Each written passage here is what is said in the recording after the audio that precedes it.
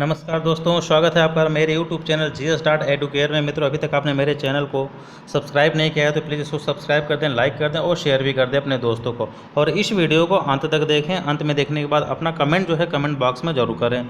और आज हम लाए हैं 20 क्वेश्चन का ये PDF जियोग्राफी का। तो आइए आज हम बात करते हैं क्वेश्चन नंबर। देखिए 1 यहाँ सीरियल क्या है, थोड़ा सा गड़बड़ हो गया। तो 1 2 जो क्वेश्चन है 2 नंबर ये लास्ट में आपको मिल जाएगा। तो 3 नंबर से स्टार्ट है, आगे 22-23 तक पूरा है, ठीक है ना। तो चलिए हम बात करते हैं क्वेश्चन नंबर 3 की कि लोकटक शक्ति परियोजना निम्नलिखित में से किस राज्य में स्थित है। देखिए लोकटक की बात कर रहा है तो एक लोकटक जो है झील भी है। क्या है? लोकटक एक झील भी, ये भी मणिपुर में। तो जाहिर सी बात है ये परियोजना भी कहाँ पे होगी? मणिपुर में ही होगी। इसका जो सही आंसर है ऑप्शन नंबर डी, कहाँ पे? मणिपुर में है लोकटक शक्ति परियोजना, ठीक है। चलिए क्वेश्चन नंबर 4 की बात करते हैं कि सूची 1 को सूची 2 में सुमेलित कीजिए। चलिए सुमेलित करना है कि कौन है। तो कोयना जल विद्युत शक्ति परियोजना, ये बिल्कुल सही है। कोयना जो है एक जल विद्युत शक्ति परियोजना है, केंद्र है। भावनगर ये गुजरात में पड़ता है, ज्वारी शक्ति परियोजना है, ये भी बिल्कुल सही है। भद्रावती लौह इस्पात उद्योग है, ये भी बिल्कुल सही है। और मीठापुर क्लोरीन उत्पादन है, ये भी बिल्कुल सही है। यानी इसमें क्या है कि चारों ऑप्शन बिल्कुल क्या है, सब सही है, सब मैचिंग है, ठीक है ना। चलिए नेक्स्ट की बात करते हैं। क्वेश्चन नंबर नेक्स्ट क्या है कि काइकालूर खनिज तेल क्षेत्र, काइकालूर खनिज क्षेत्र किस नदी घाटी में स्थित है। देखिए ये तो बहुत ही महत्वपूर्ण है कि किस नदी घाटी में स्थित है। कृष्णा गोदावरी, ठीक है ना। ये साउथ की बात करते हैं हम, तो कृष्णा गोदावरी नदी क्षेत्र ये बेसिन बेल्ट पड़ता है, तो वहाँ पे ये स्थित है काइकालूर खनिज तेल क्षेत्र, ठीक है। चलिए नेक्स्ट की बात करते हैं 6 की कि पोल्डर्स अथवा समुद्र से सुखाई गई भूमि निम्न में से किस देश में पाई जाती है। देखिए ये एक बिल्कुल लगेगा आपको कि बिल्कुल नया चीज़ है, क्योंकि पोल्डर्स एक मतलब एक तरह से चीज़ होती है, और समुद्र से सुखाई गई भूमि मतलब दोनों में से कुछ भी जो भूमि होती है, पोल्डर्स उसको हम बोलते हैं, और ये नीदरलैंड में पाई जाती है, ठीक है ना। तो जो समुद्र से सुखाई गई भूमि, आप ऐसे बोलेंगे समुद्र से सुखाई गई भूमि का क्या मतलब है? ऐसे मतलब है कि जैसे जहाँ पे समुद्र होता है ना, जैसे मान लीजिए कि ये समुद्र है, ठीक है ना। अब ये क्या है? ये थल है और ये पानी है आपका। तो ये समुद्र सुखाए गए का मतलब कि मान लीजिए हम कोई यहाँ पे एक मेड़बंदी कर दिए, ठीक है ना, और इसका पानी हम इधर रोक दिए और यहाँ पे पानी नहीं जा पाए, तो इसको हम नीदरलैंड में क्या बोलते हैं? पोल्डर्स बोलते हैं, या समुद्र से सुखाई गई भूमि। तो ये नीदरलैंड में पाई जाती है, ठीक है। चलिए नेक्स्ट की बात करते हैं 7th क्या है कि हिमालय का पाद प्रदेश, ठीक है ना। फुटिल रीजन निम्न से किस नाम से जाना जाता है? हिमालय का जो पाद प्रदेश होता है, इंग्लिश में बोलते हैं फुटिल रीजन, ठीक है ना। ये कहाँ पे पाया जाता है? ठीक है, तो ये आपको पाया जाता है शिवालिक में, ठीक है ना। तो क्योंकि जो हिमालय हमारा है, हिमालय के कई रेंज हैं, जैसे बृहद हिमालय, लघु हिमालय, शिवालिक जो है, तो उसमें जो शिवालिक रेंज में हिमालय का पाद प्रदेश पाया जाता है, ठीक है। चलिए क्वेश्चन नंबर 8 की अगर हम बात करें कि विदर्भ निम्न से किस राज्य में से एक भाग का नाम रहा? विदर्भ, देखिए विदर्भ ये एक्चुअली तो अभी हम बिल्कुल अच्छे से बता रहे, इसका जो सही आंसर होगा वो महाराष्ट्र होगा, ठीक है ना। लेकिन मैं आपको बता दूं कि जैसे ये हमारा उत्तर भारत का था, ये हमारा जो दक्षिण भारत राज्य है, जो हमारा दक्षिण का पठार भी बोलते हैं, तो यहाँ से हमारा कुछ गुजरात ऐसे आया है, और उसके बाद यहाँ पे क्या है, ये महाराष्ट्र आया है, ठीक है ना। और यहाँ पे आप देखेंगे तो मध्य प्रदेश का एक भाग लगता है। तो ये तीनों का जो बॉर्डर एक्चुअली है, ठीक है ना, इसी को हम विदर्भ बोलते थे, ठीक है ना। पूर्व का नाम है, लेकिन इसका मैक्सिमम हिस्सा महाराष्ट्र में था, ठीक है ना। क्योंकि ये जो मध्य प्रदेश है, मध्य प्रदेश का जो हमारा पश्चिमी हिस्सा है, और गुजरात का जो हमारा दक्षिणी हिस्सा है, और महाराष्ट्र का हमारा जो उत्तरी हिस्सा है, लेकिन मैक्सिमम पार्ट आपका गुजरात में महाराष्ट्र में पड़ता था। तो इसीलिए इसका जो सही आंसर होगा ऑप्शन नंबर बी, महाराष्ट्र, ठीक है ना। तो ये तीनों क्षेत्र में लगभग पड़ता था, तो इसको हम विदर्भ के नाम से जानते थे। और बहुत जगह आपको विदर्भ, आप एंशेंट हिस्ट्री पढ़ेंगे जब है, तो एंशेंट क्या मिडल हिस्ट्री भी जब पढ़ेंगे तो वहाँ पे भी नाम आएगा जो है विदर्भ का, ठीक है ना। मॉडर्न भी पढ़ेंगे तो मॉडर्न में भी कहीं आपका नाम आएगा विदर्भ का। तो एक्चुअली बिल्कुल आप समझ लीजिए कि मध्य प्रदेश का आपका पश्चिमी हिस्सा, गुजरात का आपका दक्षिणी हिस्सा, और महाराष्ट्र का उत्तरी हिस्सा, लेकिन मैक्सिमम पार्ट महाराष्ट्र में, तो इसलिए महाराष्ट्र सही होगा और विदर्भ के नाम से जाना जाता था, ठीक है। नेक्स्ट की हम बात करते हैं कि निम्नलिखित में से कौन जल संधि अंतर्राष्ट्रीय तिथि रेखा के समानांतर स्थित, मान लीजिए कि जैसे ये पृथ्वी है, पृथ्वी की जो अंतर्राष्ट्रीय तिथि रेखा है वो ये वाली होती है, क्योंकि पृथ्वी गोल है। जब हम इधर से चलेंगे तो यहीं पहुँचेंगे और इधर से भी चलेंगे तो यहीं पहुँचेंगे। तो ये होता है, क्योंकि हम पृथ्वी के अगर दो भागों में बांटें तो इधर जब चलेंगे 180 अंश यानी यहाँ से यहाँ तक, और यहाँ से 180 अंश चलेंगे, यानी टोटल 360 चलेंगे। तो अगर हम किसी भी जगह, मान लो ये बिंदु है, अगर हमको इस 360 अंश का कोण बनाना है तो बिल्कुल क्या बनेगा, गोल बनेगा। तो ये यहाँ से 180 चले, यहाँ से 180, तो ये क्या होता है, अंतर्राष्ट्रीय तिथि रेखा है। तो ये पूछ रहा है कौन सी जल संधि अंतर्राष्ट्रीय तिथि रेखा के समानांतर यानी इसके बराबर है, ठीक है ना। तो इसका जो सही आंसर है कौन सा होगा, बेरिंग। बेरिंग जल संधि इसके बिल्कुल बराबर है, कौन से, अंतर्राष्ट्रीय तिथि रेखा के बराबर है, ठीक है। चलिए क्वेश्चन नंबर 10 की हम बात करते हैं। निम्न से कौन सा नगर मिसिसिपी तथा मिसारी नदियों के संगम पर स्थित है, ठीक है ना। तो ये कौन सा स्थित है, सेंट लुइस है, ठीक है ना। Option number B is the right answer. Saint Louis आपका है कहाँ पे, मिसिसिपी और मिसारी नदियों के संगम पर स्थित है। संगम का मतलब क्या होता है, संगम का मतलब जैसे एक नदी इधर से आ रही, एक नदी इधर, ये जो मिल गए इसको हम संगम बोलते हैं, ठीक है ना। संगम का मतलब होता है मिलना, जैसे इलाहाबाद का संगम, एक तरफ से गंगा नदी आ रही हैं और एक तरफ से क्या हो रहा है, एक तरफ से यमुना आ रही है, एक तरफ से गंगा, ठीक है। तो वहाँ पे संगम बनना है तो संगम उसको बोलते हैं, ठीक है।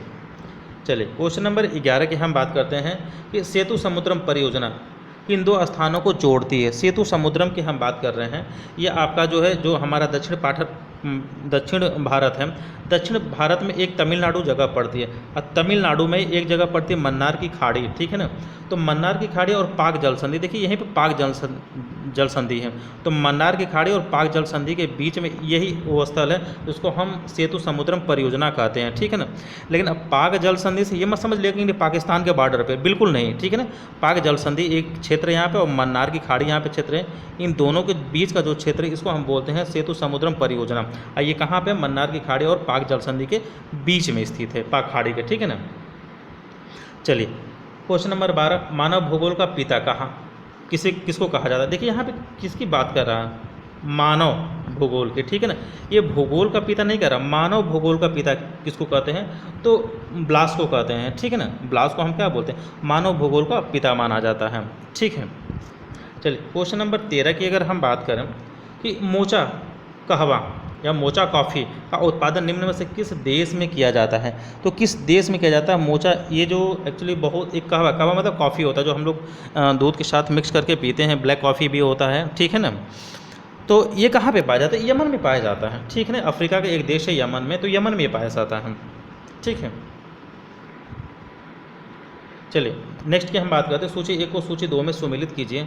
तो ये देखिए मूर्ख घाटी, देखिए मूर्ख घाटी ये बहुत ही फेमस है। तो ये जम्मू कश्मीर में स्थित है, जूकू घाटी नागालैंड में है, सांगला घाटी हिमाचल प्रदेश में और युथांग घाटी सिक्किम में। बिल्कुल चारों ऑप्शन इसका जो है क्या है, बिल्कुल सही है। मूर्ख घाटी कहाँ पे, जम्मू कश्मीर, जूकू घाटी नागालैंड, सांगला घाटी हिमाचल प्रदेश और युथांग घाटी सिक्किम में। ये चारों ऑप्शन बिल्कुल सही है, ठीक है।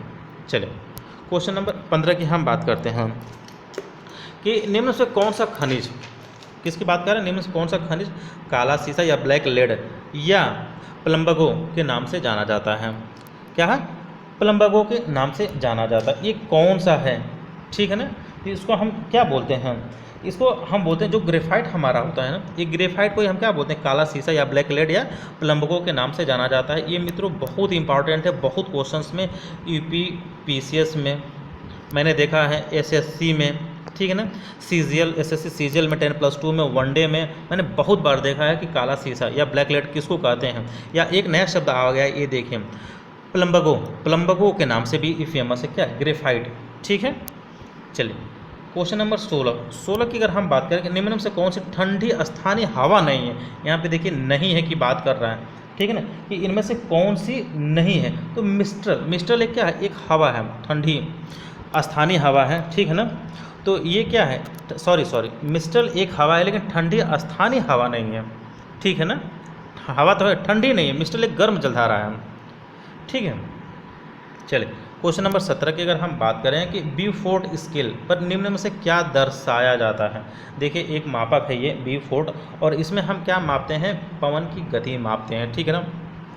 जो हमारी एयर होती है, हवा होती है, वो किस स्पीड से चल रही है, ठीक है ना। इसको हम मापते हैं किससे, बिफोर्ड स्केल पे मापते हैं। ये दर्शाया जाता है बिफोर्ड स्केल पे, इसको दर्शाया जाता है। एक्चुअली मापने की तो दूसरी चीज़ हो जाती है, इसको हम दर्शाते हैं। और क्या दर्शाते हैं, पवन की गति दर्शाते हैं बिफोर्ड स्केल पे, ठीक है। चलिए 18 की बात करते हैं। निम्न में से किस हवा में चक्रवाती गति का अभाव पाया जाता है, यानी कमी पाया जाता है। अभाव का मतलब क्या होता है, कमी। तो इनमें से कौन सी हवा है कि जिसमें चक्रवाती गति, चक्रवाती मतलब जो घूम घूम के जाती है, जिसको चक्रवाती कहते हैं, ठीक है ना। तो इसमें किसमें कमी पाई जाती है, देखिए बहुत ही, ये पापागयो एक हवा है। आप सोचेंगे ये तो मतलब नई हवा का नाम, क्योंकि हैरिकेन सुना था, टर्नेडो सुना था, टाइफून। मित्र देखो मैं बता दे रहा हूँ, हैरिकेन तूफान है, टर्नेडो तूफान है, टाइफून तूफान है, ये भी एक हवा है पापागयो, ठीक है ना। तो इस हवा में चक्रवाती अभाव पाया जाता है। ये तूफान के लेवल का नहीं होता, इसीलिए इसमें अभाव होता है, कमी होता है, किसका, चक्रवाती गति का, ठीक है। चलिए 19 की बात करते हैं कि प्रोग्रेसिव वेव थ्योरी, ठीक है ना। प्रोग्रेसिव वेव थ्योरी निम्न में से किसकी उत्पत्ति की व्याख्या करता है। ये आपको मैं बता दूं कि एक समुद्र में जो है क्या आता है, ज्वार आता है, फिर भाटा आता है, ठीक है ना। तो ज्वार भाटा को हम प्रोग्रेसिव वेव थ्योरी की उत्पत्ति की व्याख्या करता है, ठीक है। तो ज्वार क्या होता है, ज्वार का मतलब ऊंचा और भाटा का मतलब नीचे, ठीक है ना। एक बार लहर आएगी तो ऊंची जाएगी, एक बार लहर आएगी तो नीची आएगी, ठीक है। अच्छा एक बार आपने देखा होगा कि समुद्र तल, हम समुद्र तल की बात करते हैं कि भारत में समुद्र तल से रेलवे स्टेशन की ऊंचाई इतनी, जैसे आप देखेंगे ना किसी रेलवे स्टेशन के बोर्ड पे तो लिखा होता है कि 175 मीटर ऊंचा, किससे, समुद्र तल से, ठीक है ना। ये समुद्र तल कैसे निकालते हैं, जैसे हमारा भारत का एक बंदरगाह है चेन्नई, चेन्नई से हम भारत के समुद्र तल निकालते हैं, ठीक है ना, सी लेवल जिसको हम बोलते हैं। ये कैसे निकालते हैं, जैसे मान लीजिए ये पानी है, ठीक है ना, समुद्र पूरे पानी भरा है, तो एक बार ज्वार जो आता है, ज्वार का मतलब ऊंची टाइड, ये ऊंचा आ गया, फिर उसके बाद भाटा आता है तो जाहिर सी बात है नीचे टच करता है। इन दोनों के बीच का जो रेशियो होता है इसी को हम क्या बोलते हैं, सी लेवल बोलते हैं, ठीक है ना। तो दोनों के रेशियो का जो बीच का हिस्सा होगा उसको हम निकाल लेते हैं, और यही सी लेवल होता है। और भारत का जो समुद्र तल है, सी लेवल कहाँ से निकाला जाता है, चेन्नई से। ये बहुत बार पूछा गया है, ठीक है ना, बहुत इंपॉर्टेंट है, अक्सर जल्दी मिलता नहीं है। तो ये चेन्नई से भारत का समुद्र तल निकाला जाता है। और जितने भारत का रेलवे स्टेशन हैं, अब समुद्र तल चेन्नई से ही हम डिसाइड करते हैं कि ये इतना ऊंचाई पर स्थित है, ठीक है। चलिए क्वेश्चन नंबर 20 की बात करते हैं। निम्न से कौन सी नदी रुहेलखंड के पठार पर होकर नहीं प्रवाहित होती, रुहेलखंड के पर नहीं प्रवाहित होती। चलिए मैं बात करता हूँ, तो देखिए कोसी नहीं, कोसी तो बिहार में है, तो ये कहाँ से हो जाएगी, ठीक है ना। कोसी नहीं, गोमती, राप्ती, घग्गर, ये सब हैं, ठीक है, ये सब हैं, यानी ये तीनों हैं, लेकिन कौन सी नहीं होती पूछ रहा है, तो कोसी नहीं, कोसी बिहार में है, ठीक है ना। तो ये रुहेलखंड का एरिया ही नहीं आता, ठीक है। चलिए क्वेश्चन नंबर 21, मैंने कहा था ना कि 2 क्वेश्चन बाद में आपको मिल जाएंगे, जो स्टार्टिंग में 3 से स्टार्ट हुआ है, तो देखिए 21, 22 आपको मिल जाएंगे।